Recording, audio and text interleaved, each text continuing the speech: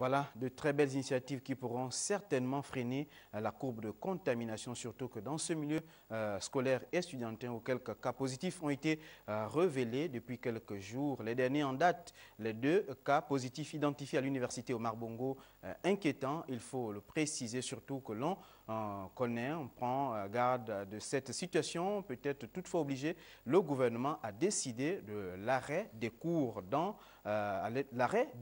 Allons vers cette hypothèse. Lariska Lormamengi tente de nous donner des explications. Regarde. Comme il fallait s'y attendre, la pandémie de la Covid-19 s'incruste peu à peu dans certains établissements scolaires et universitaires. Dernier fait en date, la détection de 2 cas actifs au coronavirus à l'université Omar Bongo.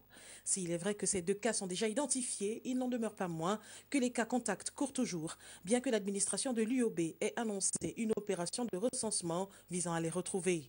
Loin d'avoir l'intention d'alarmer l'opinion, mais cette situation, qui n'est d'ailleurs pas la première au sein de la communauté éducative, a le mérite de dessiner le spectre d'une suspension des cours, si et seulement si ces lieux d'apprentissage devenaient des clusters, donc des foyers de contamination de masse.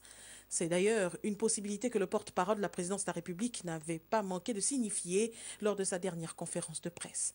Avant la rentrée des classes, le gouvernement a pourtant pris ses responsabilités, notamment dans la mise en place d'un protocole sanitaire applicable dans tous les établissements scolaires du pays. Des dispositions qui ne peuvent s'avérer efficaces que si chaque concerné joue sa partition. Or, le constat fait est l'inobservation des mesures barrières par les apprenants. Un comportement qui n'est pas sans conséquence au regard des cas détectés dans certains établissements. Jusqu'ici, le gouvernement veut éviter de prendre des décisions extrêmes qui pourraient amener à l'arrêt des cours, tel que connu il y a 1 an à la même période. C'est pourquoi la sensibilisation, suivie d'une prise de conscience collective, reste le chemin sûr pour limiter la propagation du virus en milieu scolaire et universitaire. Dans tous les cas, le gouvernement gagnerait à redynamiser l'enseignement à distance, lequel pourrait être, si l'on y prend point garde, la bouée de sauvetage de l'année académique 2021-2022.